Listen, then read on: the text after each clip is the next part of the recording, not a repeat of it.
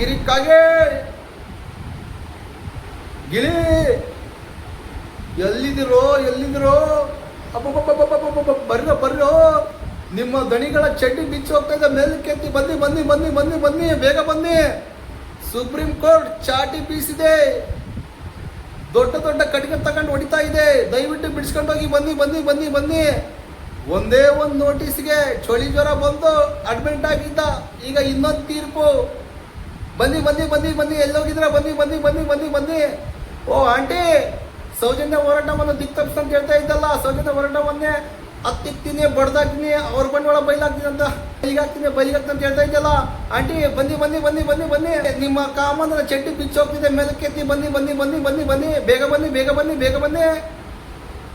ಓ ರೈಲಿನಲ್ಲಿ ಆಡ್ತಾರ ಮೇಕೆ, ಧರ್ಮಸ್ಥಳದ ಕಾಮಂದ ಪ್ಲೇನಲ್ಲಿ ಆಡ್ತಾನೆ ಮೇಕೆ. ನಿಜವಾಗ್ಲೂ ಹೇಳ್ತೀನಿ ನಾನು, ನಾಳೆ ನಾಡ್ದ ಆಡ್ತಾನೆ ಆರುವುದಕ್ಕೆ ಅವಕಾಶ ಬಿಡ್ತಾರ ನಮ್ಮ ಸರ್ಕಾರದ ಅಧಿಕಾರಿಗಳು? ನಿಜವಾಗ್ಲೂ ತಡಿತಾರ? ಇಲ್ಲಂದ್ರೆ ಅತ್ಯಾಚಾರಿ ಓಡಿ ಹೋಗ್ತಾನೆ. ದಯವಿಟ್ಟು ತಡಿರಿ.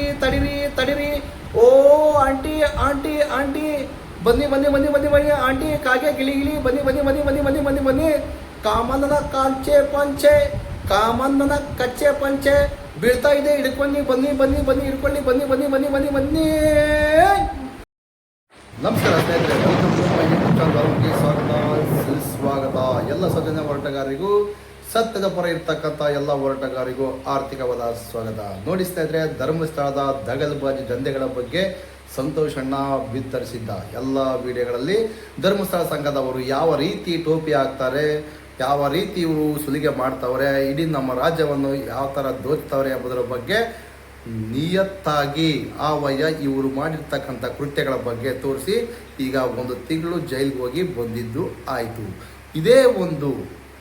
ಇದೇ ಒಂದು ಗಳಿಗೆಯಲ್ಲಿ ಸುಪ್ರೀಂ ಕೋರ್ಟ್ ಮಹತ್ವದ ತೀರ್ಪೊಂದು ನೀಡಿದೆ. ಅದು ಸೌಜನ್ಯಳ ಪ್ರಕರಣಕ್ಕೆ ಒಂದು ದೊಡ್ಡ ತಿರುವು ಆಗಬಹುದು. ಸೌಜನ್ಯ ಕೇಸನ್ನು ಯಾವ ರೀತಿ ಮುಚ್ಚಾಕಿದ್ರು, ಯಾವ ರೀತಿ ತಿರುಚಿ ಹೇಳ್ತಾ ಇದ್ರು, ಕಾಗೆ ಗಿಳಿ ಬೇಜಾನ್ ಚಕ್ರವರ್ತಿ ಸೂಲಿಬೇಲೆ ಪುನೀತ್ ಕೆರಹಳ್ಳಿ ಬೇಜಾನ್ ಮಂದಿಗಳು ಯಾವ ರೀತಿ ತಿರುಚಿ ಹೇಳ್ತಾ ಇದ್ರು ಎಂಬುದನ್ನು ಶೆಟ್ಲಾಗಿರುವ ಸ್ಯಾಟಲೈಟ್ ಮಾಧ್ಯಮದ ಮುಖಾಂತರ ಅಲ್ಲಿ ಕುಳಿತುಕೊಂಡು ಸೌಜನ್ಯ ಹೋರಾಟಗಾರರು ಏಕೆ ಯೂಟ್ಯೂಬ್ ಮುಖಾಂತರ ಮಾತಾಡ್ತಾ ಇದ್ದಾರೆ, ಬೀದಿಗಳಲ್ಲಿ ಹೋರಾಟ ಹೇಗೆ ಮಾಡ್ತಿದ್ದಾರೆ, ಹಾಗೆ ಹೀಗಂತಲ್ಲ ಶೆಟ್ಲಾಗಿರುವ ಸ್ಯಾಟಲೈಟ್ ಮಾಧ್ಯಮದಲ್ಲಿ ಕೆಲವೊಬ್ಬರು ಕುಂತಾ ಇದ್ರು. ಈಗ ಅವರಿಗೆ ಬಂದಿದೆ ಸಂಕಟ. ಈಗ ಹೇಳಿ, ಅದೇ ಸುಪ್ರೀಂ ಕೋರ್ಟ್ ಈಗ ಸೌಜನ್ಯ ಮರು ತನಿಖೆ ಆಗಲೇಬೇಕು, ಸೌಜನ್ಯ ಪ್ರಕರಣ ಮರು ತನಿಖೆ ಆಗಲೇಬೇಕು. ಯಾರೆಲ್ಲ ತಪ್ಪು ಮಾಡಿದ್ದಾರೆ, CBI ಅಧಿಕಾರಿಗಳು ತಪ್ಪು ಮಾಡಿದ್ದಾರಾ ಅಥವಾ ಧರ್ಮಸ್ಥಳದ ಬೆಳತಂಗಡಿಯ ಅವತ್ತಿನ ಆಯೋಗಗಳು ತಪ್ಪು ಮಾಡಿದ್ದಾರಾ, ಇದರ ಬಗ್ಗೆ ಕುಲಂಕುಷವಾಗಿ ತನಿಖೆ ಆಗಲೇಬೇಕಂತೇಳಿ ಈಗ ಸುಪ್ರೀಂ ಕೋರ್ಟು ಮಹತ್ವದ ತೀರ್ಪು ಕೊಟ್ಟಿದೆ. ಈಗ ಧರ್ಮಸ್ಥಳದ ಕಾಮಂದನಿಗೆ ನಿನ್ನೆ ಮೊನ್ನೆ ಒಂದು ಸಿಂಪಲ್ ಆಗಿರ್ತಕ್ಕಂಥದ್ದು ಭೂ ಕಬಳಿಕೆ ಮಾಡಿದ್ದೀಯಾ ಇಲ್ವಾ ಅಂತೇಳಿ ಒಂದು ಸಮನ್ಸ್ ಬಂದಿತ್ತು. ಆ ಸಮನ್ಸ್ಗೆ ಎದುರ್ಕೊಂಡು ಹೋಗಿ KMC KBC ಯಾವುದೋ ಒಂದು ಹಾಸ್ಪಿಟಲ್ ಅಡ್ಮಿಟ್ ಆಗಿದ್ದ. ಈಗ ಸೌಜನ್ಯ ಪ್ರಕರಣ ಬಂದಿದೆಯಲ್ಲ, ಅವರ ಕೂಸು ಅಮೆರಿಕದಲ್ಲಿತ್ತೋ ಲಂಡನ್ನಲ್ಲಿತ್ತೋ ಫಾರಿನ್ ಕರೆಸ್ರಿ. ಈಗ ಮರು ತನಿಖೆ ಆಗಿದೆಯಲ್ಲ, ತನಿಖೆ ಆಗಲೇಬೇಕು. ಇಲ್ಲಾಂದರೆ CBI ಅಧಿಕಾರಿಗಳು ಹೋಗ್ತಾರೆ ಜೈಲಿಗೆ, CBI ಅಧಿಕಾರಿಗಳು ಹೋಗ್ತಾರೆ, ಡಾಕ್ಟರ್ ಸಮೇತ ಹೋಗ್ತಾರೆ. ಏನೆಲ್ಲ ತಪ್ಪು ಮಾಡಿದ್ದಾರೆ, ಈ ಕೇಸನ್ನು ಸೆದೆ ಬಡಿಯುವಂಥ ಕೆಲಸ ಏನೆಲ್ಲ ಮಾಡಿದ್ದಾರೆ ಅವರಿಗೆಲ್ಲ ಶಿಕ್ಷೆ ಆಗೋದು ಗ್ಯಾರಂಟಿ. ಅವರು ಶಿಕ್ಷೆಗೆ ಒಳಪಡ್ತಾರ? No chance. ಏನು ಮಾಡ್ತಾರೆ ಹೇಳಿ? ಧರ್ಮಸ್ಥಳದ ಕಾಮಂದನ ಮಗ ಇರಬಹುದು ಎಂಬುದು ನಮ್ಮ ಅನುಮಾನ. ಅವರಿಗಂತ ಪಕ್ಕ ಇದೆ. ಯಾರು ಹೇಳಿ? CBI ಅಧಿಕಾರಿಗಳಿಗೆ ಮತ್ತು ಅಲ್ಲಿನ ಐಒಗಳಿಗೆ, ಯೋಗೇಶ್ ಸಾಹೇಬರಿಗೆ ಪಕ್ಕ ಗೊತ್ತಿದೆ ಯಾರು ಈ ಕೇಸಲ್ಲಿ ಇದ್ದಾರೆ ಎಂಬುದು 100ಕ್ಕೆ 200% ಗೊತ್ತಿದೆ. ಹಾಗಾಗಿ ಅವರ ಹೆಸರು ಹೇಳ್ತಾರೆ, ಅವರಿಗೆ ಕಠಿಣ ಶಿಕ್ಷೆ ಆಗಲೇಬೇಕು, ಆಗುತ್ತೆ ಸಹ. ಈಗ ಅವರು ಪಾಪ ಕೋಟಿಗಟ್ಟಲೆ ದುಡ್ಡು ಇಸ್ಕೊಂಡು ಅದಕ್ಕೂ ಶಿಕ್ಷೆ ಆಗುತ್ತೆ ಇಲ್ಲ ಗೊತ್ತಿಲ್ಲ, ನಮಗಂತೂ ಅಷ್ಟೊಂದು ಐಡಿಯಾ ಇಲ್ಲ ಸ್ವಾಮಿ. ಕೋಟಿಗಟ್ಟಲೆ ದುಡ್ಡು ಇಸ್ಕೊಂಡು ಕೇಸನ್ನು ತಿರುಚಿದ್ರು ಅಂತೇಳಿ ಸಾಮಾಜಿಕ ಜಾಲತಾಣದಲ್ಲಿ ಬರ್ತಕ್ಕಂಥ ಮಾಹಿತಿ. ಅವರಿಗೆ ಕೋಟಿಗಟ್ಟಲೆ ಆಸ್ತಿ ಹೆಂಗೆ ಬಂತು? ಸಾಮಾನ್ಯ ಒಬ್ಬ ಪೇದೆ ಇಷ್ಟೊಂದು ಆಸ್ತಿ ಇಂತಿಷ್ಟು ಸಮಯದಲ್ಲಿ ಹೇಗೆ ಬರಲು ಸಾಧ್ಯ? ಇದು ಒಂದು ಪ್ರಶ್ನೆ ಅಲ್ವಾ? ಈಗ ಪ್ರತಿಯೊಂದು ಪ್ರಶ್ನೆಗೆ ಉತ್ತರ ಸಿಗುವ ಹಂತದಲ್ಲಿದೆ. ದಯವಿಟ್ಟು ಹುಚ್ಚು ಮುಂಡೆ ಬೇಜನಿದ್ದಾರೆ, ಹುಚ್ಚರಿದ್ದಾರೆ, ಹುಚ್ಚು ಮುಂಡ್ಯರಿದ್ದಾರೆ, ಅವರಿಗೆಲ್ಲ ಬಾಯಿಗೆ ಬೀಗ ಹಾಕ್ಕೊಂಡಂಗೆ ಆಗಿದೆ. ಸುಪ್ರೀಂ ಕೋರ್ಟಿಗೆ ಹೋಗಿ ಇವ್ರು ಏನು ಅಂದ್ಕೊಂಡಿದ್ರು ಗೊತ್ತಾ? ಸುಪ್ರೀಂ ಕೋರ್ಟಿಗೆ ಹೋಗೋದಿಲ್ಲ, ಇವ್ರು ಬರೀ ಸಾಮಾಜಿಕ ಜಾಲತಾಣದಲ್ಲಿ ಮತ್ತು ಯೂಟ್ಯೂಬಲ್ಲಿ ಬಂದು ಮಾತಾಡ್ತಾರೆ ಹಾಗೆ ಹಿಂಗೆ ಅಂದ್ಕೊಂಡಿದ್ರು. ಈಗ ಸಂತೋಷ್ ರಾವ್ ಹೋಗಿದ್ದಾಯಿತು, ಕುಸುಮವತಿ ಹೋಗಿದ್ದಾಯಿತು, ಸಂತೋಷ್ ರಾವ್ ಹೋಗಿದ್ದಾಯಿತು, ಕುಸುಮವತಿ ಹೋಗಿದ್ದಾಯಿತು. ಈಗ ಸುಪ್ರೀಂ ಕೋರ್ಟ್ ಮಹತ್ವದ ತೀರ್ಪೊಂದು ಜಾರಿಗೊಳಿಸಿದೆ. CBI ಅಧಿಕಾರಿಗಳಿಗೆ ನೋಟಿಸ್. ನಮ್ಮ ಮಾನ್ಯ ಪೊಲೀಸ್ ಸಾಹೇಬರಿಗೆ ಬಂದಿದೆಯೋ ಇಲ್ವೋ ಗೊತ್ತಿಲ್ಲ, ಬರುತ್ತೆ ಕೂಡ. ಈಗ CBI ತನಿಖೆ ಫೈನಲ್ ಆಗಿತ್ತಲ್ವ, ಅದಕ್ಕೋಸ್ಕರ ಫಸ್ಟ್ ಅವರಿಗೆ, ಆಮೇಲೆ ನೆಕ್ಸ್ಟ್ ಇವರಿಗೆ ಪಕ್ಕ ಬರುತ್ತೆ, ಇದರಲ್ಲಿ ಡೌಟೇ ಇಲ್ಲ.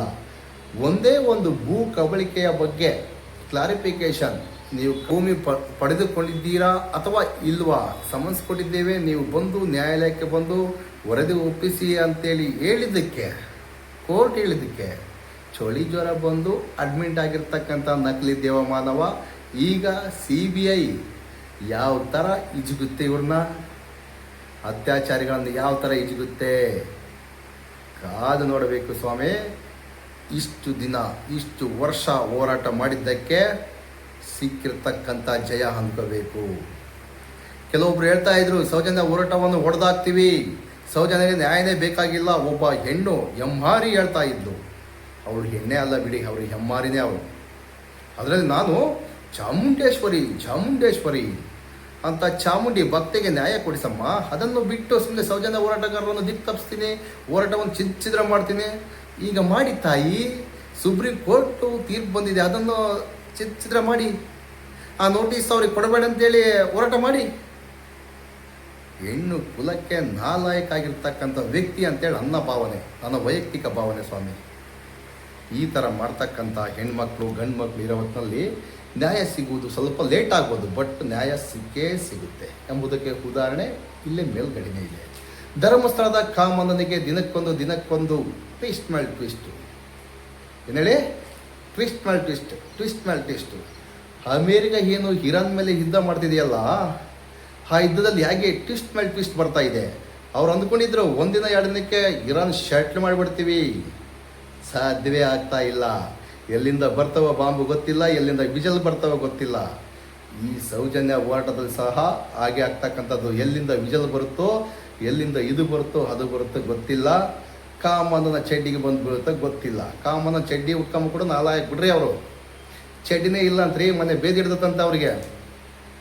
ಸಾಮಾಜಿಕ ಜಾಲತಾಣದಲ್ಲಿ ಬಂದಿರತಕ್ಕಂಥ ಮಾಹಿತಿ, ಚಡ್ಡಿನೇ ಇಲ್ಲ ಅಂತ್ರಿ, ಹಾಸ್ಪಿಟ್ಲಲ್ಲಿ ನೋಡಿ ಬಂದರೆ ಚಡ್ಡಿನೇ ಇಲ್ಲ ಅಂತೆ. ಕಾಮನ ಚಡ್ಡಿ ಕಳಿಸ್ಕೊಂಡು ಹೋಗಿದೆ, ಇದು ಪಕ್ಕ ಸಾಮಾಜಿಕ ಜಾಲತಾಣದಲ್ಲಿ ಬಂದಿರತಕ್ಕಂಥ ಮಾಹಿತಿ. ಸುಳ್ಳಾಗಿ ಹೇಗೆ ಸಾಧ್ಯ?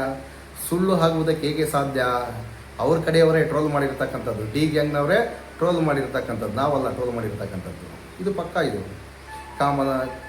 ಕಾಮನ ಚಡ್ಡಿ ಕಳಚಾಯಿತು, ಪಂಚನ ಕಳಚಾಯಿತು. ನಕಲಿ ದೇವಮಾನವನ ನಿಜ ಬಣ್ಣ ಬಯಲಾಗುವುದು ಇನ್ನು ಸ್ವಲ್ಪ ದಿನದಲ್ಲಿ, ಒಂದು 3-4 ತಿಂಗಳು. 2026 ಎಂಡಿಂಗ್. ಟಾಟಾ ಬಾಯ್ ಬಾಯ್ ನಕಲಿ ದೇವಮಾನವ, ಬಾಯ್. ನಿನ್ನ ಗ್ಯಾಂಗಿನವ್ರು ಹೋದರೆ ನೀನು ಹೋದಂಗೆ, ಅದಕ್ಕೋಸ್ಕರ ಹೇಳ್ತಕ್ಕಂಥದ್ದು. ಇವ್ರ ಮೇಲೆ ಏನ್ರಿ, ಏನು ಮಾತನಾಡಬಾರ್ದು, ಇವ್ರ ಬಗ್ಗೆ ಧ್ವನಿನೇ ಎತ್ತಬಾರ್ದು. ಇದು ಯಾವ ಸೀಮೆ ನ್ಯಾಯವಯ್ಯ?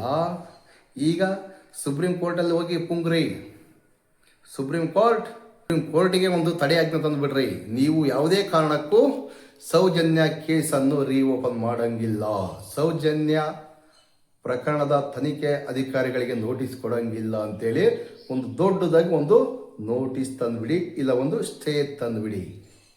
ನಿಮ್ಮ ಬಣ್ಣ ಇಡೀ ನಮ್ಮ ದೇಶಕ್ಕೆ, ಇಡೀ ನಮ್ಮ ಪ್ರಪಂಚಕ್ಕೆ ಬಿತ್ತರಿಸೋಂಥ ಕೆಲಸ ನಮ್ಮ ಸೌಜನ್ಯ ಪರ ಇರ್ತಕ್ಕಂಥ ಯೂಟ್ಯೂಬರ್ಸ್ ಮಾಡಿರ್ತಕ್ಕಂಥದ್ದು. ಅವರಿಗೆ ಹೃತ್ಪೂರ್ವಕವಾದ ನಮಸ್ಕಾರಗಳು, ಧನ್ಯವಾದಗಳು ಹೇಳಲೇಬೇಕು.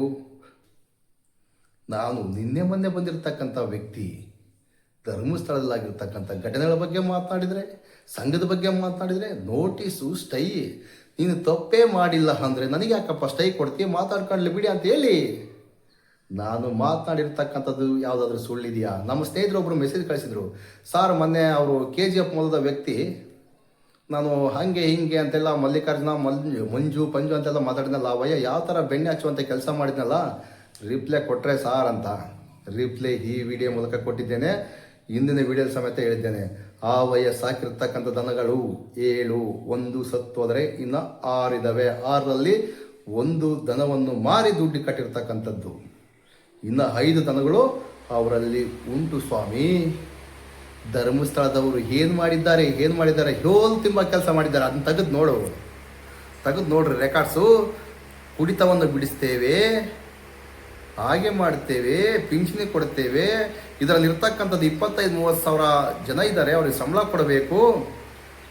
ನಿಮಗೆ ಯಾರು ಹೇಳಿದ್ದು ಸಂಬಳ ಕೊಡೋಕೆ? ಅವ್ರನ್ನ ಯಾಕೆ ಇಟ್ಕೊಂಡಿರಿ? ಬ್ಯಾಂಕಿಗೆ ಡೈರೆಕ್ಟಾಗಿ ಸೇರಿಸ್ಬಿಡಿ, ನಿಮಗೆ ಬರ್ತಕ್ಕಂಥ ಕಮಿಷನ್ ಬರುತ್ತೆ. ಜನಗಳು ಬ್ಯಾಂಕಿಗೆ ಡೈರೆಕ್ಟ್ ಹೋಗಿ ಕಟ್ತಾರೆ. ಅದನ್ನೆಲ್ಲ ಬಿಟ್ಟು ನೀವು ಮನೆಗೆ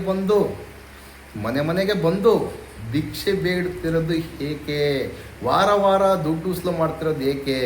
ಯಾವ ಕಾನೂನಲ್ಲಿದ್ದೀರಿ ವಾರ ವಸೂಲು ಮಾಡ್ತಕ್ಕಂಥದ್ದು? ಇದ್ರ ಬಗ್ಗೆ ನಿಮ್ಮ ಗಮನ ಇಲ್ಲ. ಬಡವರ ಬಗ್ಗೆ ನಿಮಗೆ ಗಮನ ಅಲ್ಲ, ಸ್ವಲ್ಪ ಕೂಡ ಇದೇನಿಲ್ಲ.